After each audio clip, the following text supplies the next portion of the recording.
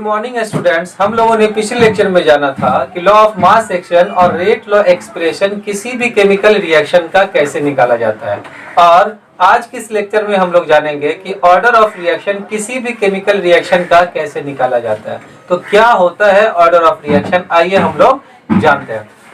तो order of reaction क्या होता है? The sum of power of concentration of reactant molecule in rate law equation is called order of reaction। तो rate law equation में reactant molecule के concentration का जो पावर होता है उसको जोड़ने से जो निकलता है उसी को ऑर्डर ऑफ रिएक्शन कहा जाता है। तो हम लोग यहाँ पे ये जो रेट लॉ इक्वेशन है हम लोग पिछले लेक्चर में निकालना जान चुके हैं कि किसी भी केमिकल रिएक्शन का रेट लॉ इक्वेशन कैसे निकाला जाता है, और रेट लॉ इक्वेशन में रिएक्टेंट मॉलिक्यूल के कंसंट्रेशन का जो पावर होता है उसको जोड़ने से ऑर्डर ऑफ रिएक्शन निकलता है। तो आइए हम लोग एक एग्जांपल से समझते हैं। हमारे पास एक रिएक्शन है ए बी बी, और क्या फॉर्म कर रहा है? प्रोडक्ट्स फॉर्म कर रहा है। तो रेट लॉ क्या कहता है? रेट लॉ कहता है कि रेट डायरेक्टली प्रोपोर्शनल होता है कंसंट्रेशन ऑफ रिएक्टेंट। प्रोडक्ट पे डिपेंड नहीं करता, किस पे डिपेंड करता है रेट लॉ? रिएक्टेंट के कंसंट्रेशन पे। तो रिएक्टेंट क्या यहाँ पे ए है रिएक्टेंट, और क्या है रिएक्टेंट? बी है रिएक्टेंट। तो concentration of reactant with proper power, तो यहाँ पावर जो आएगा वो एक्सपेरिमेंटली आएगा raise to the power x, and concentration of b raise to the power y। तो प्रोपोर्शनल का साइन हटने से क्या आता है? इक्वल, और उसके साथ एक कांस्टेंट आता है k, concentration of a raise to the power x and concentration of b raise to the power y। ये हमारा क्या निकला? रेट लॉ इक्वेशन निकला। ये रेट लॉ इक्वेशन निकला। तो यहाँ क्या कहा जा रहा है? रेट लॉ इक्वेशन में रिएक्टेंट यहाँ पे ए और बी है, रिएक्टेंट मॉलिक्यूल के पावर को जोड़ने से जो आता है उसको क्या बोलते हैं? ऑर्डर ऑफ रिएक्शन कहते हैं। तो ऑर्डर ऑफ रिएक्शन क्या हो जाएगा यहाँ पे? ऑर्डर ऑफ रिएक्शन क्या होगा? तो रिएक्टेंट मॉलिक्यूल के, रिएक्टेंट ए है, रिएक्टेंट बी है, रिएक्टेंट मॉलिक्यूल के कंसंट्रेशन के पावर को जोड़ने पे, इसका पावर कितना है? x, और इसका पावर कितना है? y। तो उसके पावर को जोड़ने पर क्या निकल जाएगा? ऑर्डर ऑफ रिएक्शन निकल जाएगा। अब मान लेते हैं हमारे पास क्वेश्चन है जिसका रेट लॉ एक्सप्रेशन दिया हुआ। रेट लॉ एक्सप्रेशन क्या है? के concentration of A raised to the power 2 and concentration of B raised to the power 3। अगर इसका ऑर्डर ऑफ रिएक्शन कहा जाए निकालने के लिए, रेट लॉ, अगर रेट लॉ का इक्वेशन अगर पता है तो ऑर्डर ऑफ रिएक्शन क्या हो जाएगा यहाँ पे?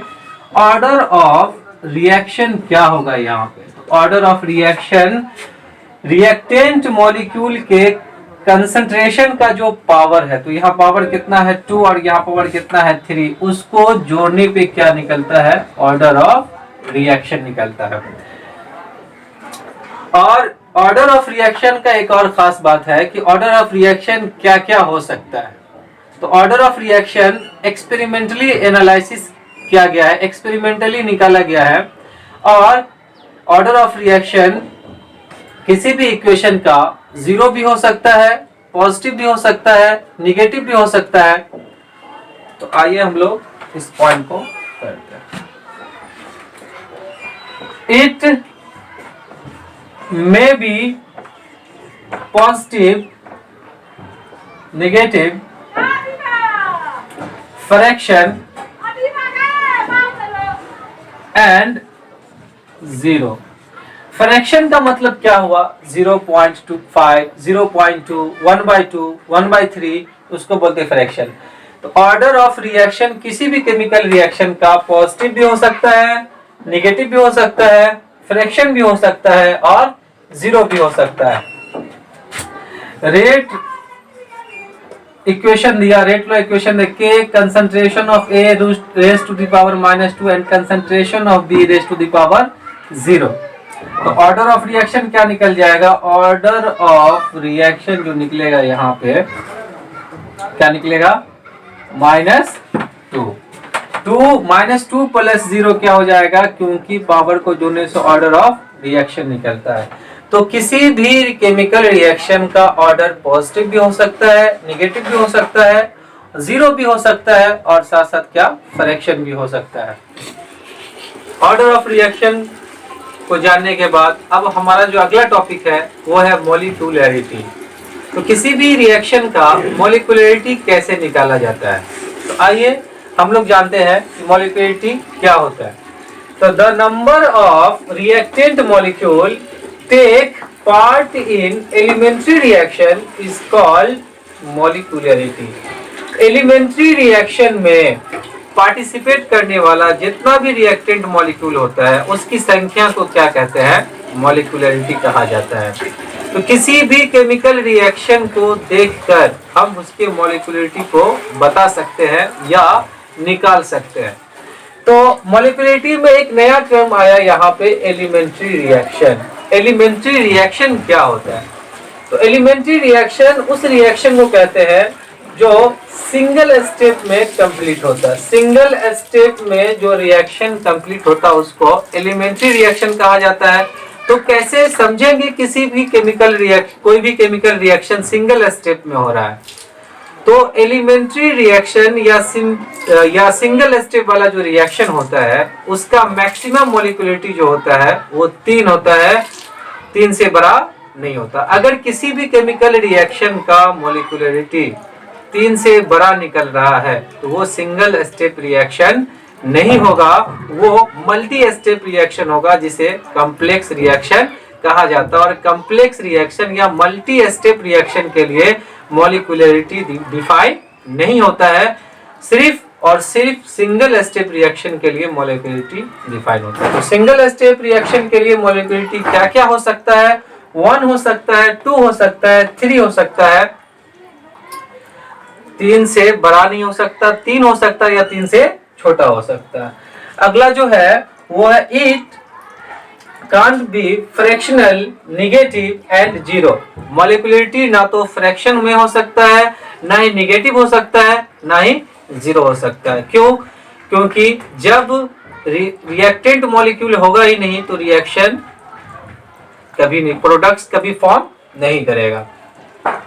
It is independent of temperature and pressure. Molecularity जो होता है वो टेम्परेचर और प्रेशर से इंडिपेंडेंट होता है, यानी टेम्परेचर और प्रेशर का इफेक्ट मॉलिक्यूलरिटी पे नहीं पड़ता है। तो ये बहुत ही इंपॉर्टेंट पॉइंट है जो बोर्ड एग्जाम में पूछा जा सकता है कि मॉलिक्यूलरिटी पे टेम्परेचर और प्रेशर का इफेक्ट होता है या नहीं होता है।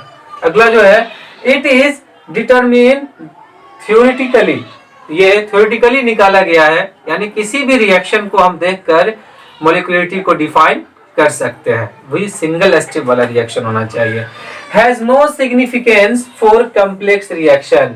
मॉलिक्यूलरिटी कॉम्प्लेक्स रिएक्शन के लिए डिफाइन नहीं होता है। कॉम्प्लेक्स रिएक्शन किसको बोलते हैं, तो जिस रिएक्शन का मॉलिक्यूलरिटी 3 से ज्यादा होता है उसको क्या बोलते हैं, कहा जाता है उसको कहा जाता है मल्टी स्टेप रिएक्शन कहा जाता है, उसको मल्टी स्टेप रिएक्शन कहा जाता है या कॉम्प्लेक्स रिएक्शन कहा जाता है।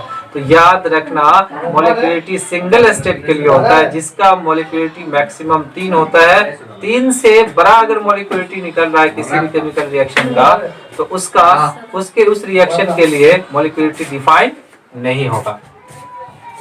हम लोग ये जान गए कि मॉलिक्यूलरिटी किस रिएक्शन के लिए डिफाइन होता है, सिंगल स्टेप वाले रिएक्शन के लिए या मल्टी स्टेप वाले रिएक्शन के लिए। आइए अब हम लोग कुछ एग्जाम्पल से समझते हैं मॉलिक्यूलरिटी को निकालना। For a reaction Ma plus Nb क्या बन रहा है, प्रोडक्ट्स बन रहा है।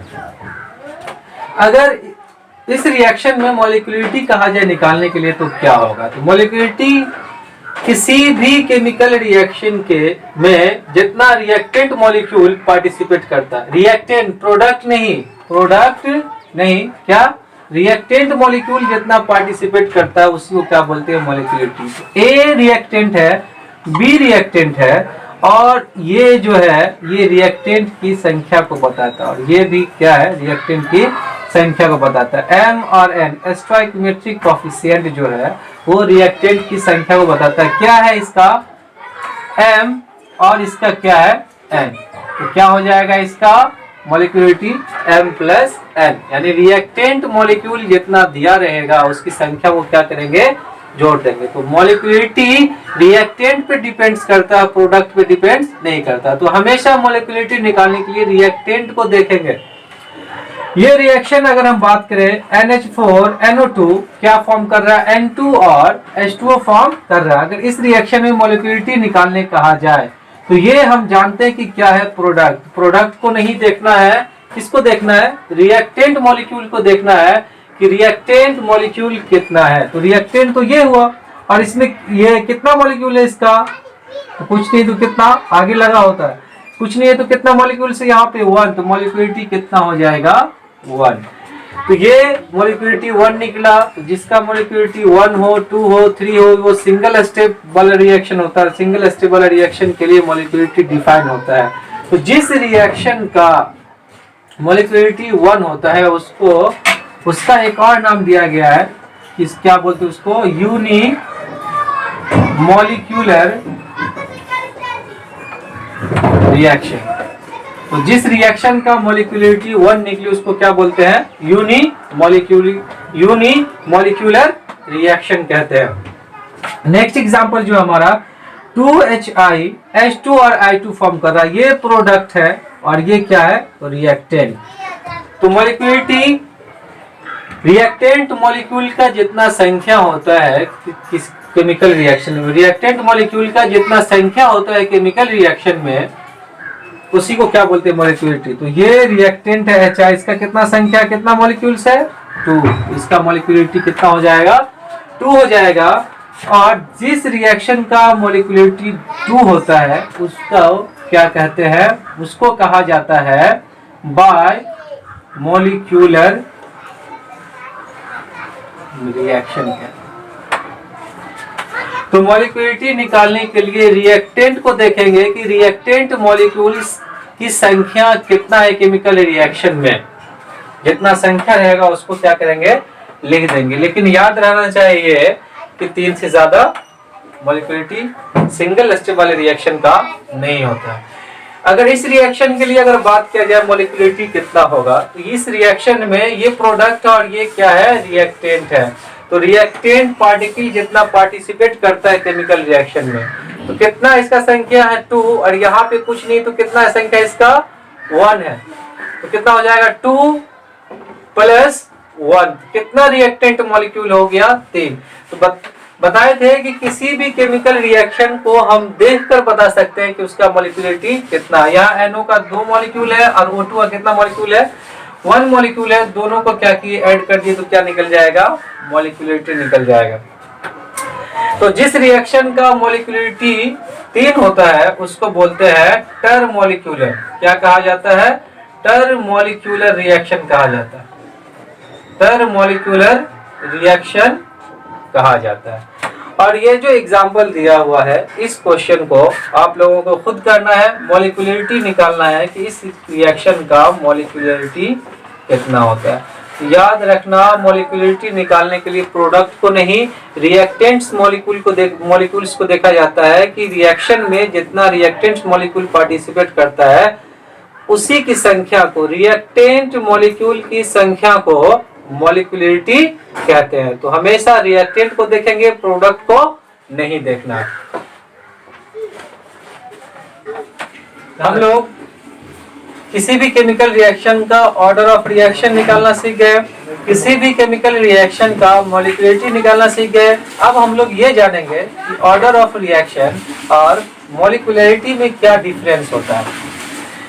तो सबसे पहला पॉइंट जो है, it is the sum of reactant molecule in elementary reaction. Elementary reaction में जितना रिएक्टेंट मॉलिक्यूल पार्टिसिपेट करता है उसकी संख्या को मॉलिक्यूलरिटी कहते हैं।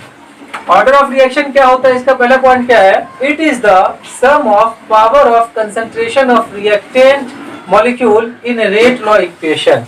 रेट लॉ इक्वेशन में रिएक्टेंट के कंसंट्रेशन का जो पावर होता है उसको जोड़ने के बाद जो निकलता है वो क्या होता है, ऑर्डर ऑफ रिएक्शन होता है।